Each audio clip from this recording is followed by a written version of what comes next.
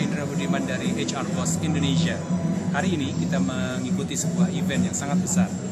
Event perkumpulan dari asosiasi perusahaan-perusahaan atau asosiasi kawasan industri. Kita melihat dan mengamati bahwa kawasan industri saat ini berkembang sangat besar.